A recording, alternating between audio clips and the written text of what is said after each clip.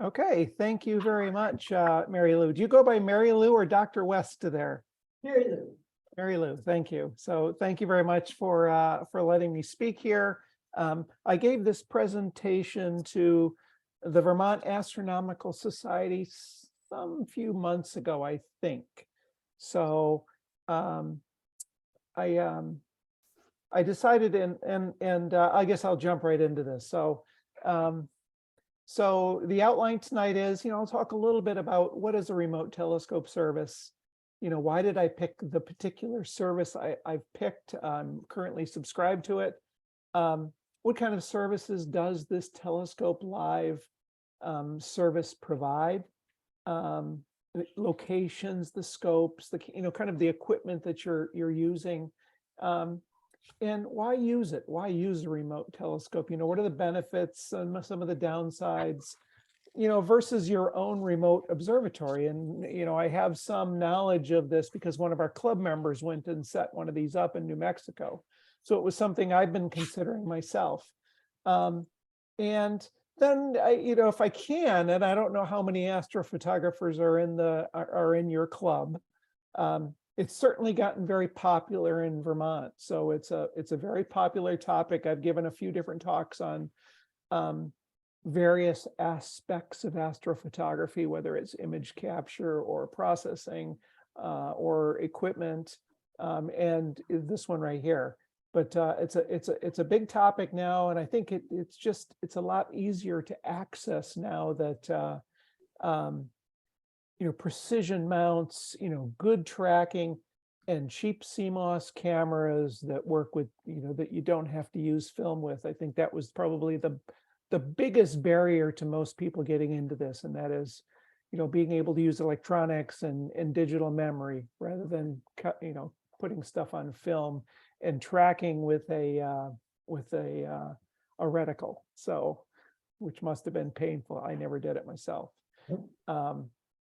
So at the end, I hope I can spur a little discussion if there are astrophotographers in the club. One of the big things is somebody will say, "Well, isn't this cheating?" Well, depends on what you want or why you're doing astrophotography and what you get out of it, so that's probably a big part of the discussion at the end. Anyway, let me jump right in.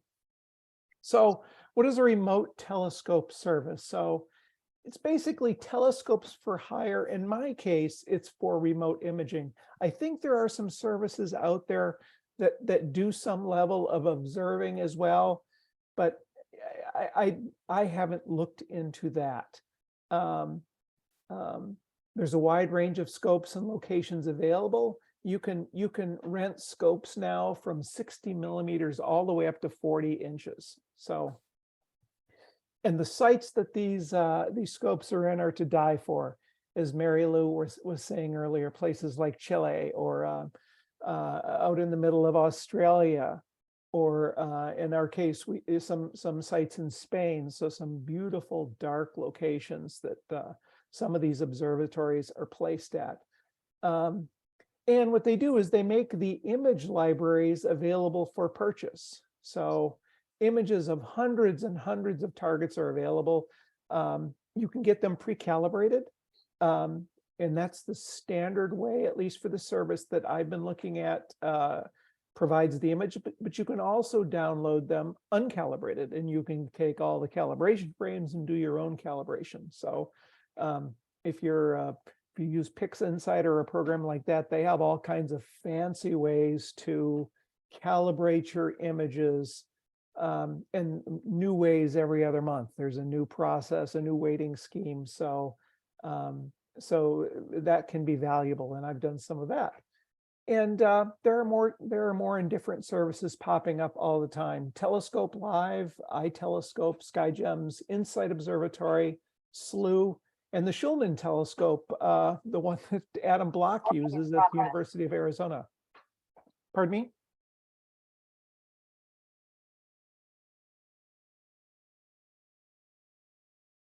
Was that a question? No. Oh, okay. All right, I'll keep going. And why did I pick Telescope Live? So I was already thinking of trying a service, and It was last winter when I started thinking about it, when I had taken some of my last images at the beginning of November. And I want to say it was 3 or 4 months of clouds.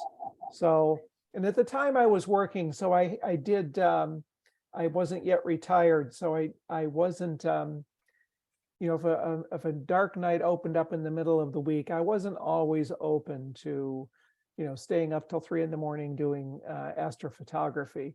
So I was limited to the weekend. So it was a pretty long stretch for me where I wasn't able to do anything.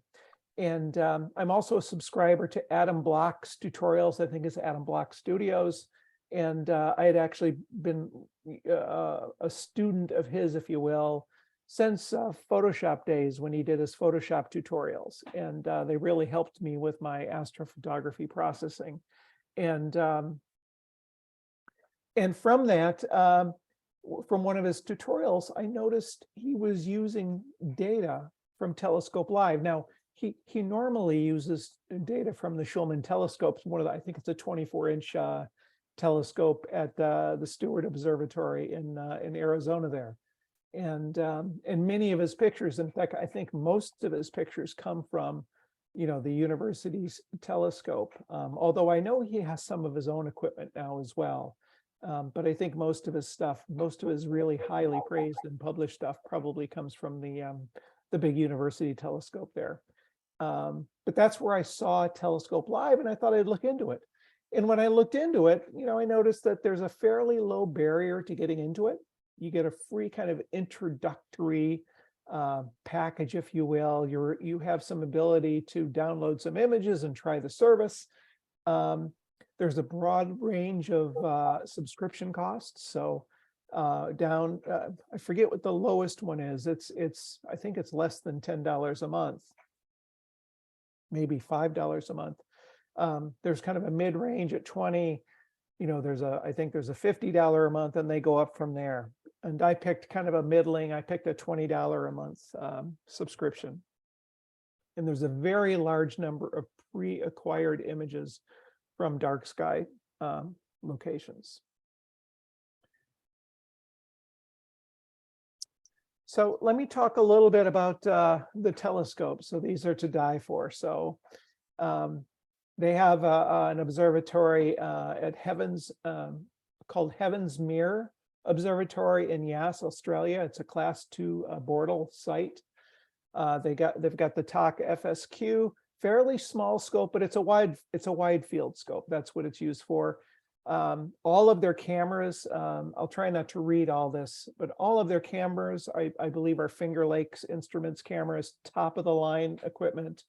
All of their filters are Astrodon or similar filters.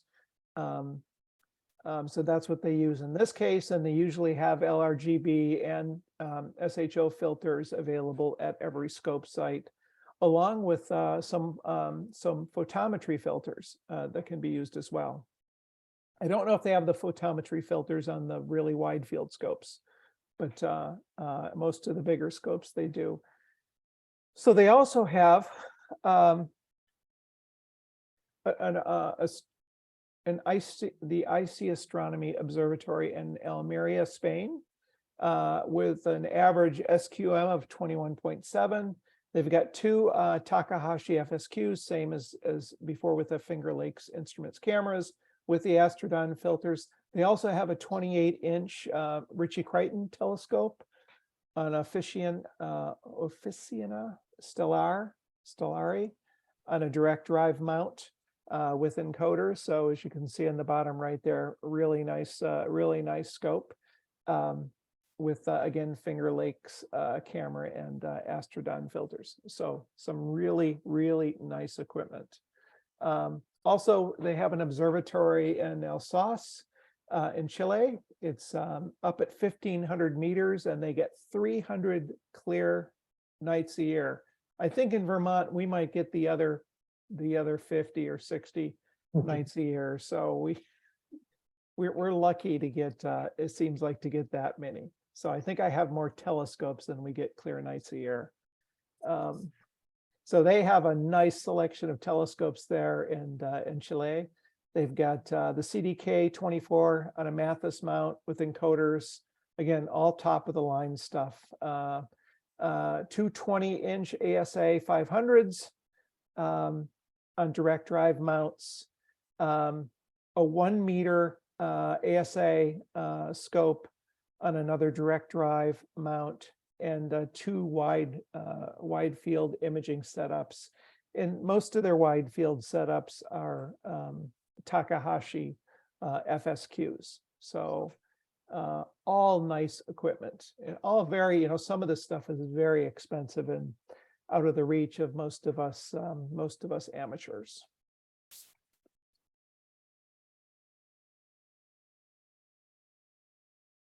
So from a, so what do they offer? They offer approximately 2,800 pre-calibrated image sets.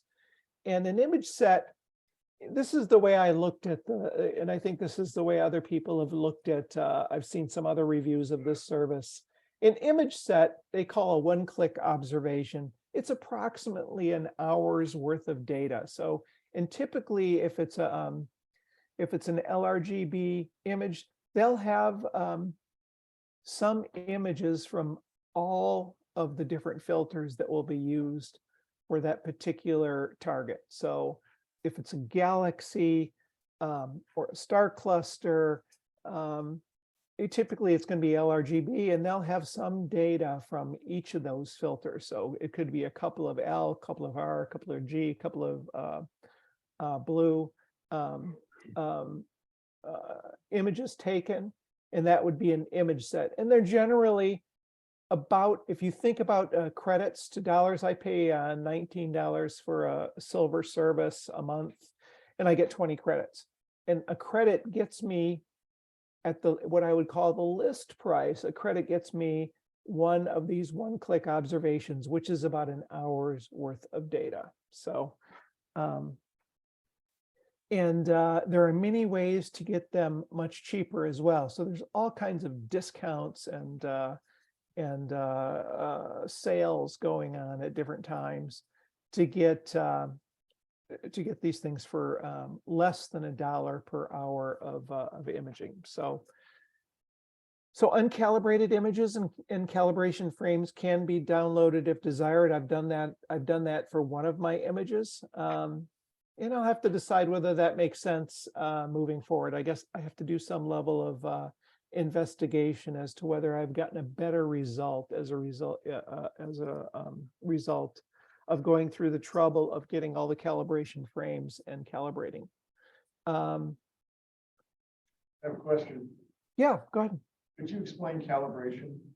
Oh, sure. So so when you take a picture with either a CCD or a CMOS camera, there are things like the flatness of the light in your field. So there's usually in most systems or many systems, you get some level of vignetting.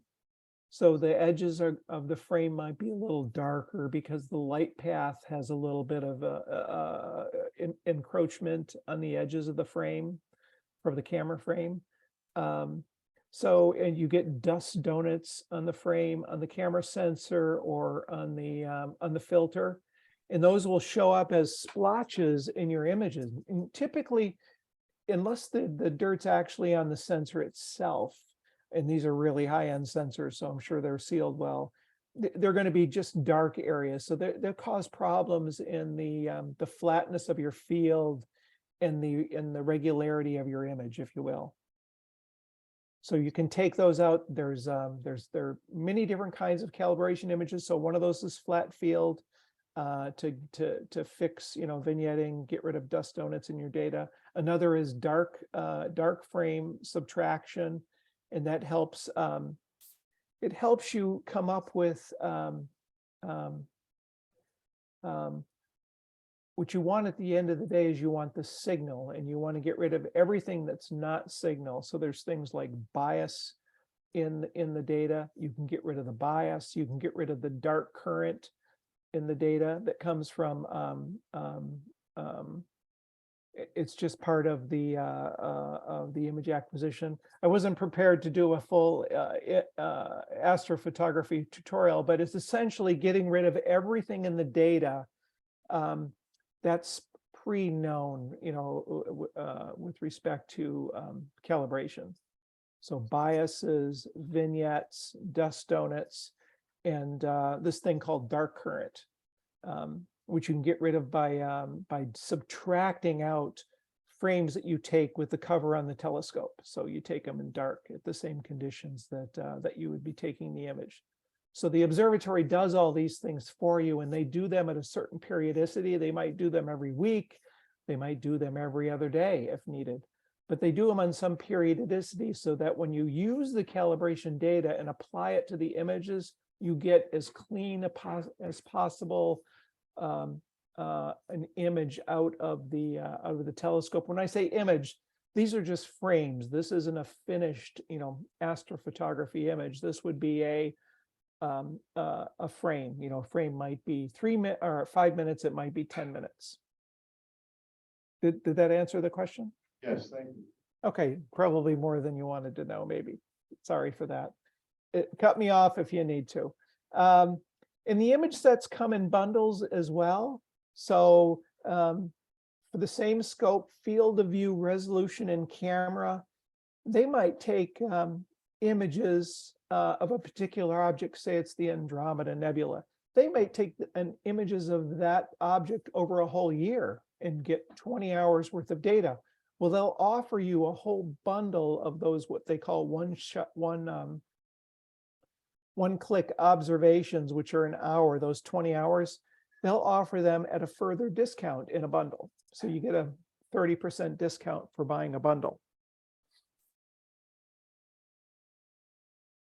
Terry, Yeah. this is Mary. Hi, Mary.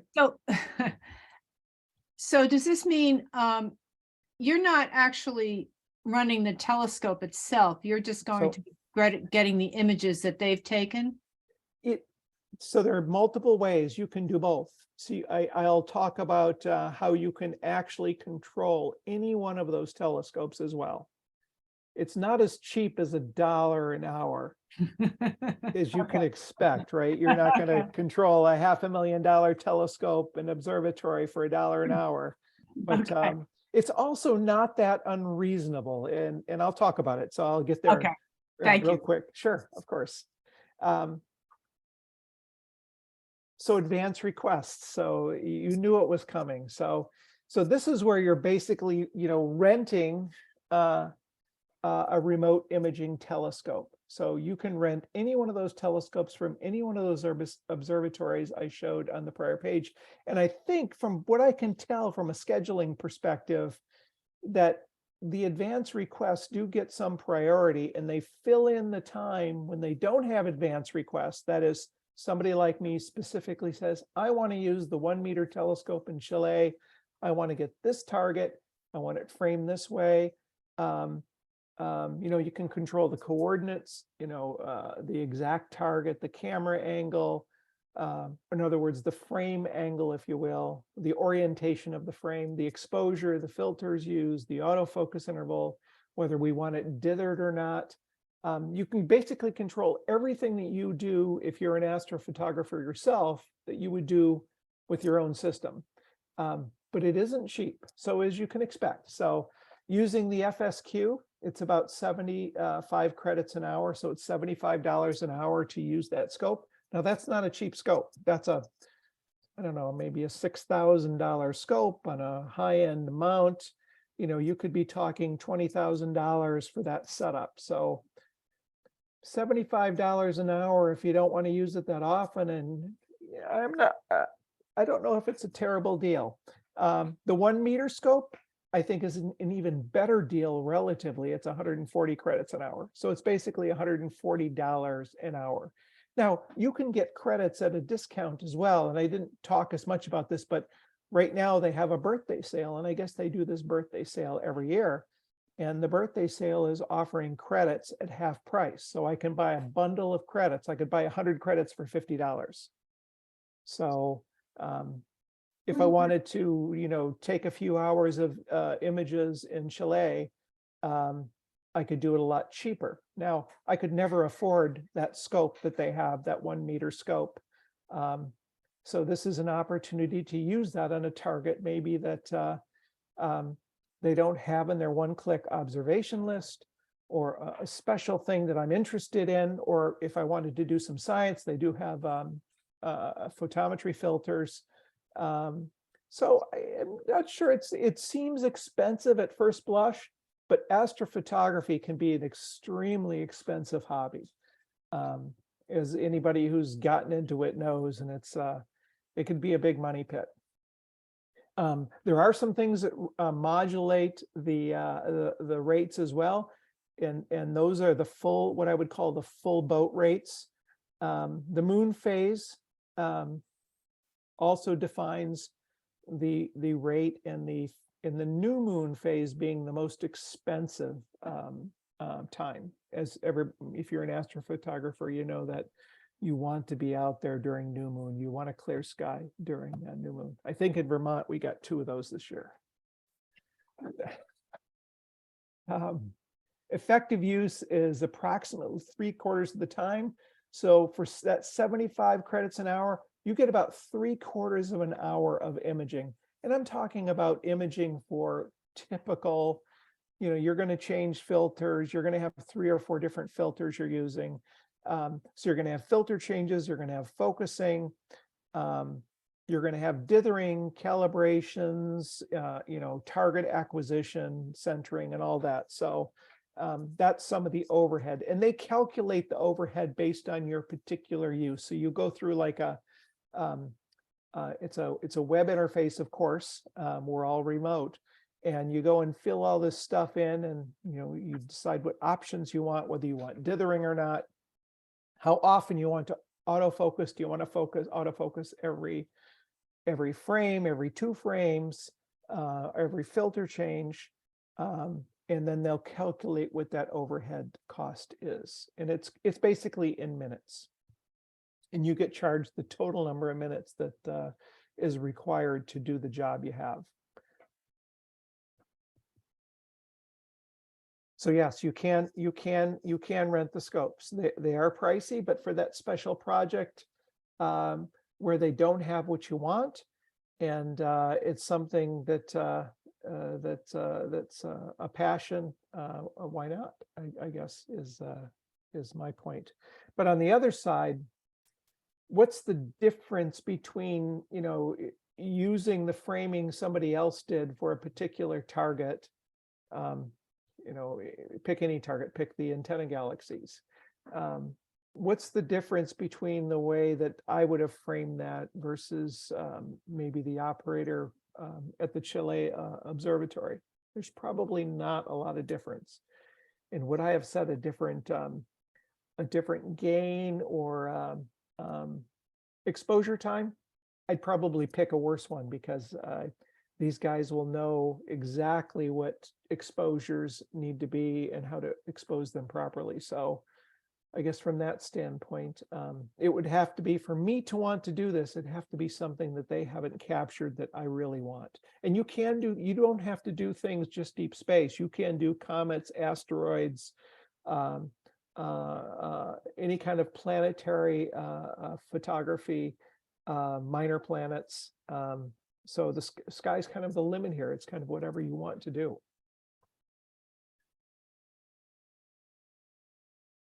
Okay. And what else do they offer? So they offer they offer learning and tutorials. So they have a library of astronomy topics and you know, videos like YouTube. They have tutorials, and their tutorials are tiered. So they have what I would call their entry-level tutorials, and I think that's for the packages below. I'm in the silver package. I think it's below that they have what they call the entry-level tutorials, and then they have the premium tutorials, which seem to be, so far, the best I can tell, are at my level, silver level at $20 a month, or $19 is what I actually pay a month on up. And as you get to the even higher levels of, 50 credits or more a month, they also assign mentors to help you out. So somebody, some person that has a lot of experience in astrophotography, primarily processing in this case, probably not taking the photo so much. And they actually assign a mentor, the name of a person, a human body, to help you out. So, so they offer a lot of different things here for starting out and maybe even getting to a higher tier of astrophotography. And like many of these sites, there are competitions. There's Astrophoto of the Day, the month, the year, and I've seen APODs as well coming from telescope live data. So you don't have to own your own telescope to get an APOD, as people like Adam Block have shown that he's a lot of his astrophotography has come from the Stewart Observatory. I think it's a Schulman telescope. And his name's all over, so he's one of the best in the world, and his data comes from a telescope he doesn't own. Now he may run it. I suspect he has a lot of ability to run them, but it's a university observatory telescope. So how am I using Telescope Live? So what use am I making of it? So I am in the, as I said, the silver subscription level. So it's $19 a month. And I've been on it, I think, I want to say since March of this year. So there are lesser plans and there are greater plans, and they're all approximately $1 a credit, which results in about $1 an hour of image data, of pre-captured image data. I'm not really using the tutorials. As I said, I'm a subscriber to Adam Block Studios tutorial. So I've got a wealth of information in Adam Block. Not that I'm trying to advertise for anybody, but he's really great. He's a great teacher. If you're an astrophotographer, it's well worth it to spend a few dollars to get professional tutorials from somebody like Adam. It unlocks a lot of knowledge and that you can't get quickly any other way other than well, you just can't get quickly. You have to go through the footwork, and most of us don't spend as much time at it as Adam. So what have I downloaded so far? So I have a lot of credits building up. So I'm building up to using one of these telescopes one of these days. So I'm saving my credits, but I have I have downloaded a few images: the crab, the Great Barred Spiral, the tarantula and small Magellanic Clouds, Omega Centauri, the antenna galaxies. These I've already processed, and I show images later on. And I've got some I still have yet to process. NGC 1531, which is a dwarf galaxy, and Erdanus 3324, which is the Gabriela Mistral Nebula in Carina. The Omega or Swan Nebula in Sagittarius, and the Cat's Eye Nebula, which is a narrowband item. In fact, 3 of these are narrowband. And that's something I actually do a lot of in Vermont, just because of the light pollution. Narrowband works really well, and it can work when you're not at least partially partial moon in the skies. Full moon is still tough, even with narrowband, even with 3 nanometer narrowband filters here in Vermont. But anything less than a full moon seems to still work pretty good. Hey, Teresa? Yeah. Yeah, I have a question. First of all, Sure. this is terrific. Thank you very much. I've Sure. never even heard of something like this before. I'm curious about the if you purchase the image data or you Yes. rent the scope, do you actually have ownership of that image? I mean, do you have to acknowledge some copyright to I believe Telescope Live? I haven't when I post things, so I'm a member of Astrobin, if you're familiar with Astrobin. No, sorry. It's astrobin.com. It's a place where astrophotographers share their information, if you will. So and when I share an image that I use telescope live data, I always give them credit. And Ah. there's a way to do that there. Now, is there any policing organization? I don't know. I know that the APOD that I've seen of the Dolphin Nebula was also credited to the telescope on the Telescope Live system. Okay, So they gave credit. So I don't think you own the data. okay.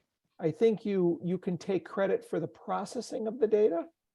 But you And if need you're an to, astrophotographer, you know that that's more than half of the job. oh, yeah, no, that's perfect. I was just curious. Yeah, I don't Thank- think you own it. All Yeah, right, thanks, Teresa. sure. So in my processing experience using their data, so I use a combination of PixInsight and Photoshop as many astrophotographers are now using. And I've processed. So that's a kind of a half a sentence. I think I was going to show the 6 images that I had, but I decided to represent them in another way. So I think I showed those on a prior page. Most of the stuff 5 of the images I've processed, I've done with pre-calibrated image sets. So they're good subframe quality in terms of signal to noise. And that's where, oops. Sorry about that. I was going to try to change something in flight, but a spell issue. But so the signal or the quality of the frames is excellent. There's great signal to noise, which is kind of the name of the game in astrophotography. So taking a set of images to make a fine quality astrophoto in Vermont. I'm just going to maybe give it, if I capture 10 hours of data in Vermont to create a particular level of quality astro image, it's probably 2 hours of data to do that same level of quality in Chile, just because the quality of the dark sky is so much better in Chile, and the signal to noise is so much better. That's kind of at the end of the day, it's really the signal to noise that defines how many frames or how much time you have to acquire an image for, and how good it's going to turn out at the end of the day.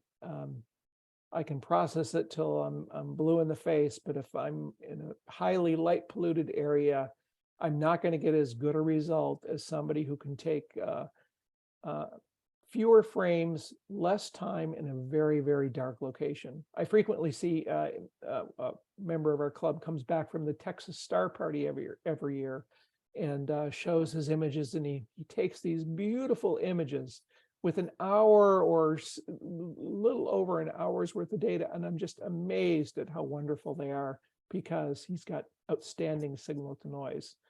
Now, for most of these scopes on this telescope, or all of these scopes in the Telescope Live network, they're all in super dark, high quality sky locations, especially the Chile one. Some of the things, I see there are quite a few column defects, and you don't see this in CMOS. CMOS cameras don't have the same kind of organization in the electronics as something like a CCD. I do know that some of the cameras in the Telescope Live network are being changed over to CMOS. I don't know what kind of cameras. I expect them to be as high quality as the ones they have now, the Finger Lakes cameras. I know Finger Lakes is making CMOS cameras as well, but it's one of the things that I had to learn because I've only used CMOS cameras, and they're more accessible, they're less expensive, and frankly, they do a fantastic job. So I had to learn how to repair column defects, and that's something that doesn't get calibrated out. And there were quite a few dust donuts to deal with in some of the data as well. And this is just because they're not doing flats for every single imaging session. They might take new flats every other week or every 10 days, or they have some periodicity. And you can see this in when you download, go to acquire the calibration data, you want to get your flats, especially for things like vignetting and dust donuts, close to the time that that they have taken your frames. And then uncalibrated frames, they're just as easy to download. It's basically a click, just say, clicking a box saying, I want to get uncalibrated data. And the calibration frames, as I talked about, are taken on some periodicity. In some cases, I found one of the images, the image that I did use uncalibrated data for, it seemed like there were hundreds of calibration images taken with the green filter. I don't know if they're having problems with the camera or problems with dirt encroaching on the green filter, but I spent a lot of time going through the green filter calibration frames to figure out which ones to use, were the best ones to use. And even with that, I still ended up with some dust donuts in the data that I had to manually figure out how to edit out. They're kind of a pain. You have to do things like make donut masks, and it's some detailed work in astro processing. Something I don't normally have to deal with when I'm taking the photos in my own driveway, because I can do calibration frames exactly when I need them, and usually the calibration frames are quite perfect and take care of all that stuff for me. So it's one of the things I found that isn't perfect. Hey, Teresa, I have a quick question. Yeah. When you do your calibration frames, doing them as close to the time you're taking your actual photographs, does that have to do with the temperature, the ambient temperature at that time? They have to be close to the temperature? So not really. Most of these cameras, and I'd say probably no. You would want calibration data that reflected. If you're using a CMOS camera, you typically take the calibration frames at the same temperature. Most of these cameras are cooled, so they have coolers on them. And for instance, most of my images that I take here in Vermont, whether it's summer or winter, I'm usually taking them at -20°C. So I'll do my calibration at -20°C. Now your flat frames don't have to be done at -20°C. Your for the dust donuts and the vignetting, that's kind of temperature independent. That's but your bias, if you're using a CCD, we don't really have to use bias or take bias frames for a CMOS, or your flat field or dark current subtraction. Those should be done at the temperature that you're shooting your images at. And best I can tell, since I haven't seen many options for temperature, they must take them all at a typical temperature. It could be -20, could be -30.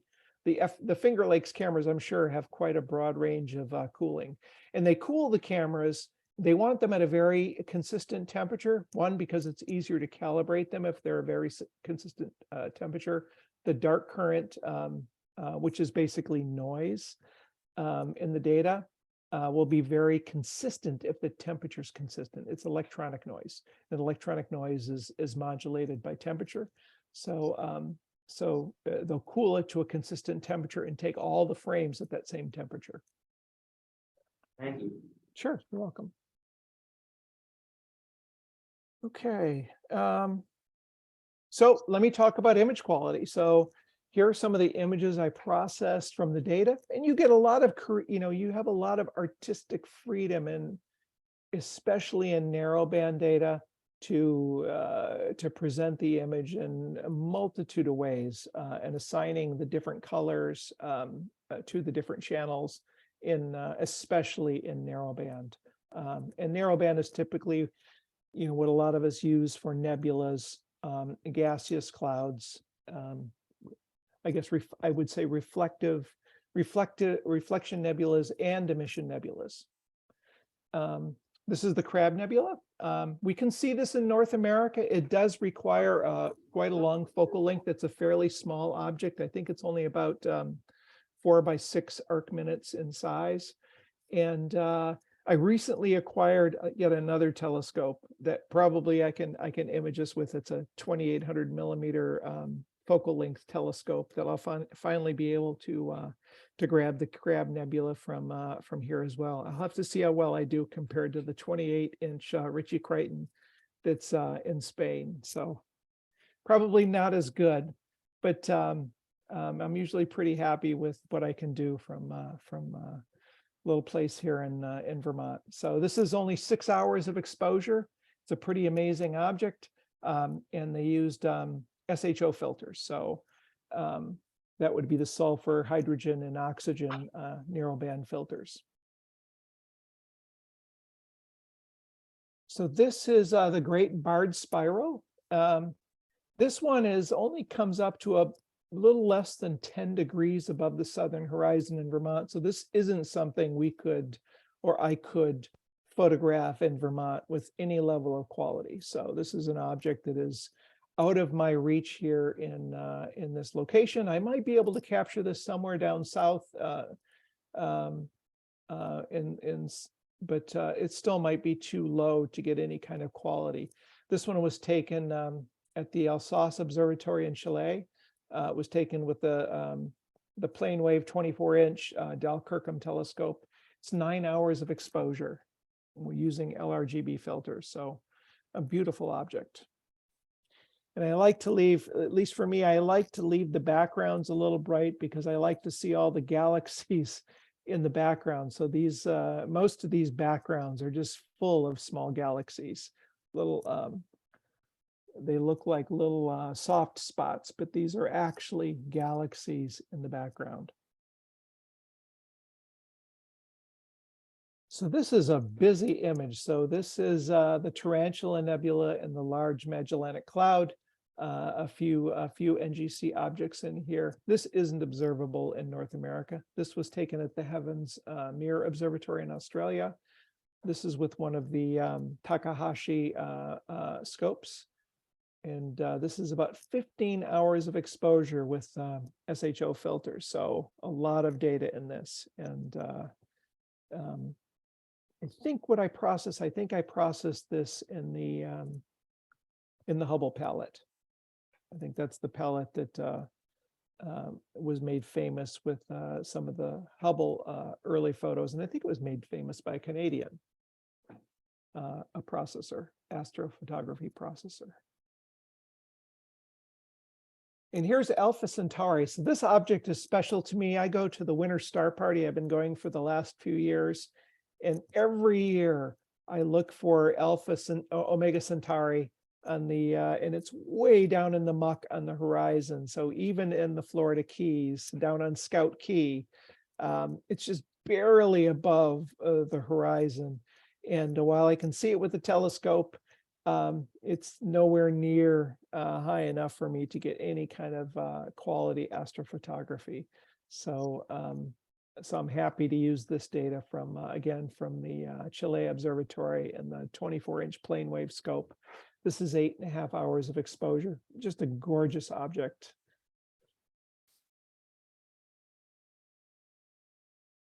And here's the last one I processed. Now this is the one I used, I did all of the calibration on as well. So I used some of the new weighting schemes in PixInsight.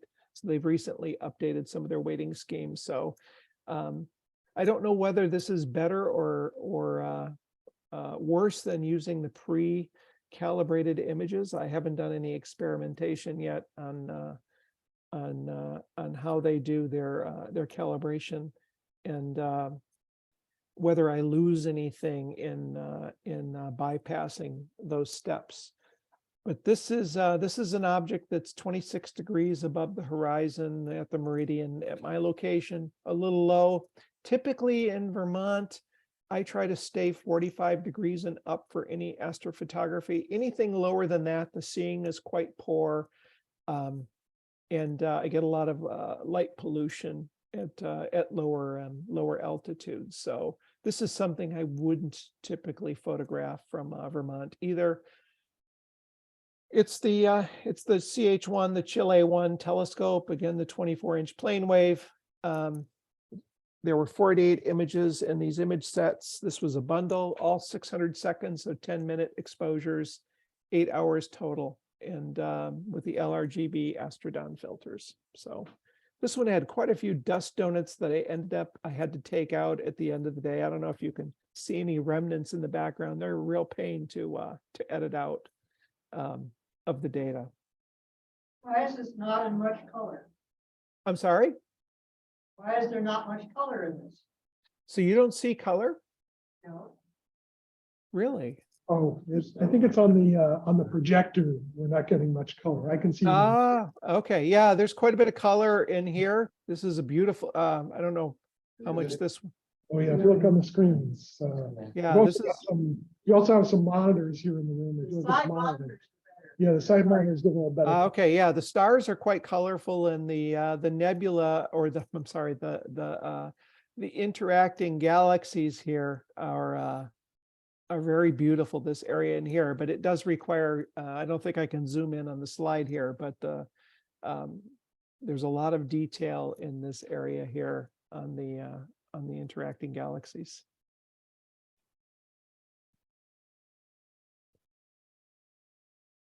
And so and get to the benefits. So why use a remote scope?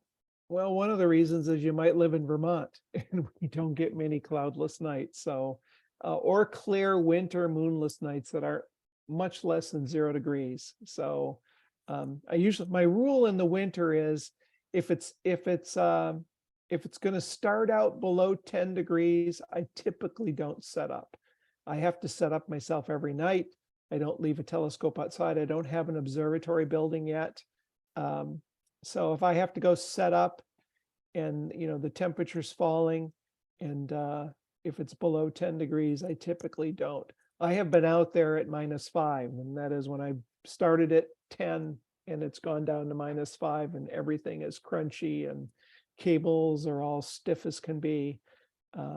But I try not to start out at less than 10 degrees. You might not enjoy frozen fingers, toes, and noses during the winter. So, you don't want to deal with mysterious equipment issues to debug, which usually happen just before you're ready to start imaging, when it's about 10 degrees out. And like I said earlier, I used the telescope after 3 months of dreary weather during the 21-22 winter. Keeps your image processing skills active. And when you're not using them, you use them. There's a lot of detail in the processing.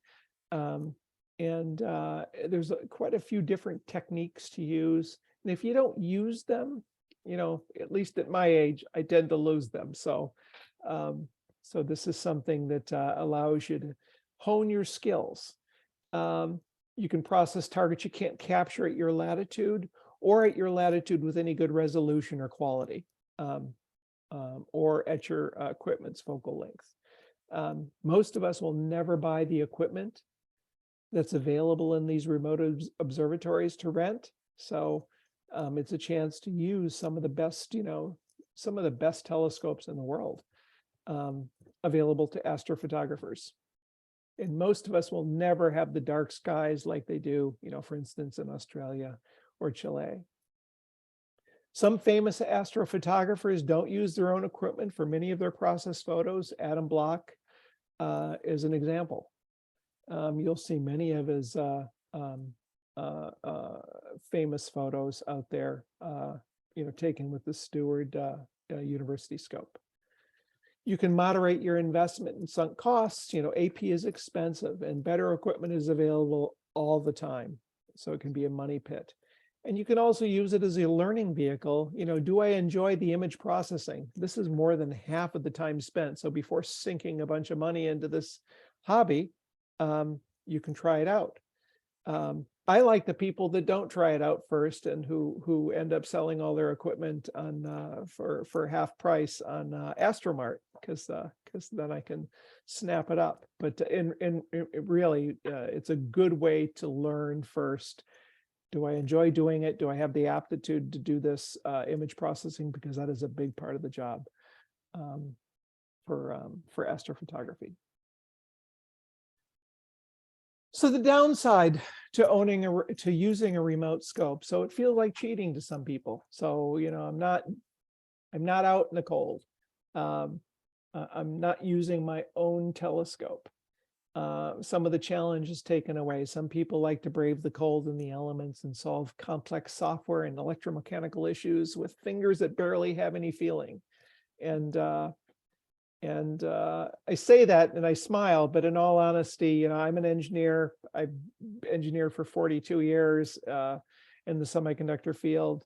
You know, solve a lot of problems in that business. And some of us really do enjoy the journey as much or more sometimes than the destination itself. So a lot of us enjoy some of this stuff. But I also see, I also see the value to remote scope, especially when I live in a place like Vermont. You know, if you're using the pre-captured images, you must accept the framing, the filters, the exposure time, the field of view, and all the other things that were defined by the person taking the image. But I can tell you, based on the images that I've seen, 99 times out of 100, you're going to do the same thing with the equipment that they have. So I don't know if that's as big a downside as some of the others. Calibration is not always perfect. So you still find dust donuts. You know, you got to fix the bad columns on the CCD cameras. You could also consider this a little bit of a plus because it forces you to learn some new things. I had to learn how to remove column artifacts and deal with some of these dust donuts in the data that I normally don't have to deal with. And, you know, AP processing is still complex. And while you can be warm in your house, it still requires a bit of skill dealing with the image processing part. So, and the last downside, I guess, to some people is not buying and setting up your own observatory in some exotic location. So, if that's something you would enjoy doing, then don't use a remote telescope. So benefits versus owning a remote scope. So this is where it gets a little controversial, and I put a lot of thought into this myself because I've been debating whether I want to do something like another one of our club members did. He bought a time in a I guess I would call a manned. There's some level of on-site support in a New Mexico observatory where he set up a scope. He set up, I think it's a CDK, you know, plane wave, 14-inch imaging scope on a plane wave mount. It sits there in New Mexico. There's somebody on site to deal with maintenance if something goes wrong or some piece of hardware fails. There's somebody there to fix it. So, so if you own a remote, the way I think about this, if you own your own remote observatory, like the situation with the person in New Mexico, at the end of the day, it's still armchair astrophotography once it's set up. Once it's set up and you've invested the money, you have somebody that you're essentially paying to take care of that setup. You own it, but it's not a lot different than renting time on the Telescope Live service, or frankly, even using their one-click images. And the other thing I'd mention is that when you buy some of this high-tech equipment, you know, astrophysics mounts, plane wave mounts, or telescopes, they're extremely complex systems and finely made and tuned. But they actually require a little less skill to use because they work so darn well. Many of these high-end mounts can track without guiding, without guiding on a guide star. They track phenomenally well. Versus some of the low-end stuff where the mounts have tremendous amounts of backlash. Those require constant tinkering to keep running well and to get good photos out of. Whereas with an astrophysics mount and a tech scope or a plane wave scope, once you've got it set up, they run like clockwork. So it turns into more the acquisition part is much more push button when you get to the expensive equipment.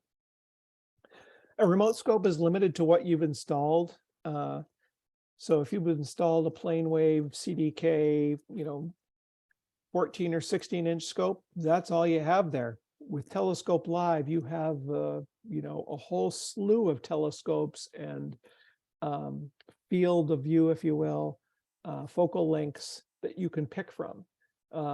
When you have that one scope at the location, unless you buy multiple scopes, you're limited. So you might have a really, really dark sky location, but you might be limited to this small field of view, very long focal length scope.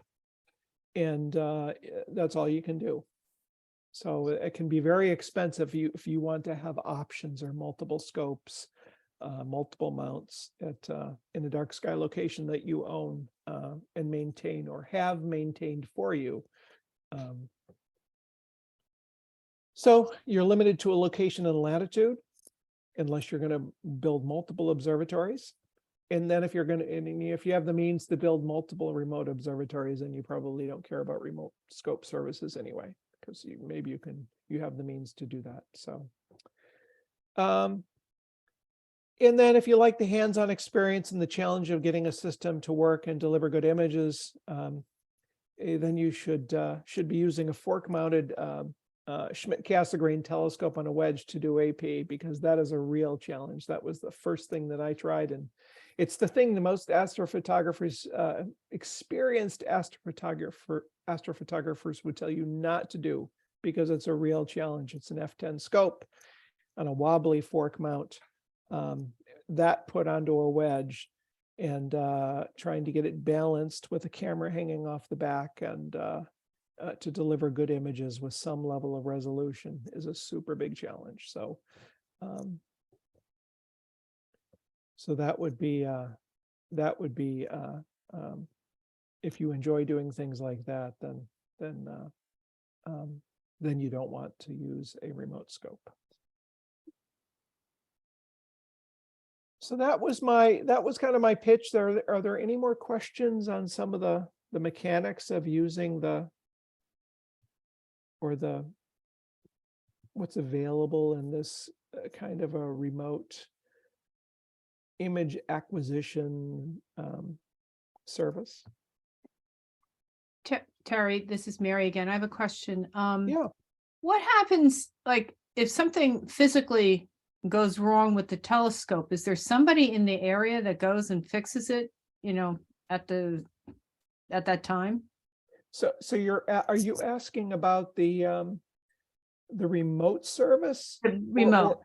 So the Telescope Live service, or owning your own remote observatory? No, the Telescope Live. Yeah, those are manned observatories. There's actually somebody in the observatory running the telescope. Oh, okay. Yeah, that's my impression, is that these are manned locations. Most of them have mini telescopes at the locations. Thank you. Sure. So for some discussion, is a remote observatory cheating? What do you enjoy about astrophotography? Would this lessen your enjoyment? What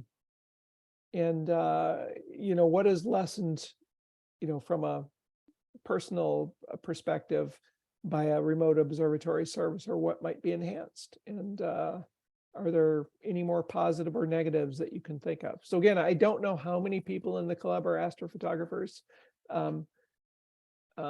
Mary Lou thought it might be interesting given the skies there, I guess, are you're only, I think, a small distance away from New York City. Yeah. So I think 15 the miles. skies might be pretty bad.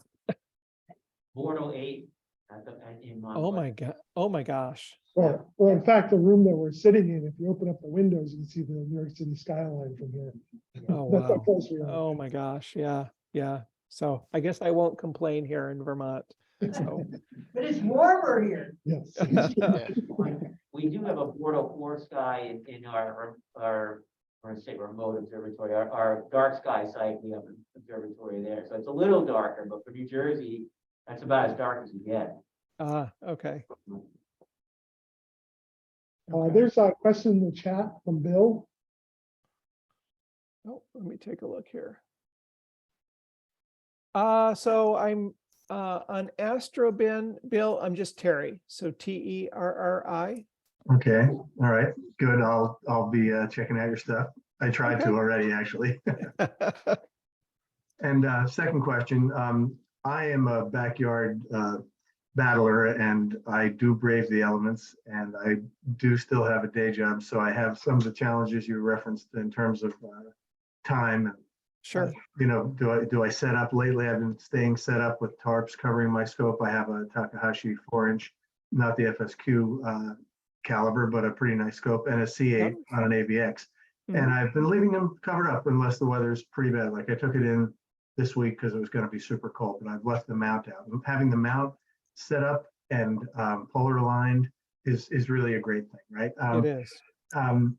So I was wondering, you mentioned early on that you've done other presentations that apply a little more directly to what it is I'm doing. I think it's sort of using your own telescope, Right. gathering your own data, and then processing it. Are there like YouTube videos available where I can Oh, catch those? oh, of me? No, I haven't done, I don't think we've done YouTubes. I've done, club presentations on astrophotography. Kind of like this, Mhm. just a PowerPoint presentation. Got it. There are, so Bill, maybe I can point you in the right direction. What areas are you interested in learning more about? Well, so I mean, current challenges when it's planet season, I struggle as I've been using a C8 primarily, an older model that I deforked. It was one of the Ultima PECs from the 80s. It's a pretty good scope, but I'm always challenged by soft focus. I try, to make sure it's properly aligned, et cetera, and it seems like I'm doing, but like one area I might need to move into would be electronic focus assistance, because manuals just, I'm pretty sure it's in there. I just, and I spend a lot of time out there. I mean, I considering the day job, et cetera, I spend almost every clear night, for at least a few hours, depending on just how demanding my next morning might be. So, it's interesting you're asking this, because I've been doing planetary with the opposition of Saturn and Jupiter, and coming up shortly Mars here. Mars is coming. Yes. I've been doing the same thing. So I actually have a brother in Michigan who does the same with a Dobsonian mounted scope. Oh, that's great if you can figure out how to track well. And I have a big old Dob 13-inch that I've had forever, but it doesn't reach focus the way it's configured, and I'm not interested in redoing it. But I could probably help you with that. I can probably, if you want to correspond at all, I can probably help you, because I've been dealing with some of the same things. Yeah, I have a very small window of opportunity between sets of trees that is about an hour and 45 minutes worth of rotation. Saturn will enter and then an hour and 45 minutes later be gone. And then I wait for Jupiter to come, and then I have an hour and 45 minutes to try and get good images of that. Yeah. And then I wait many, many more hours for Mars to come. It's yeah.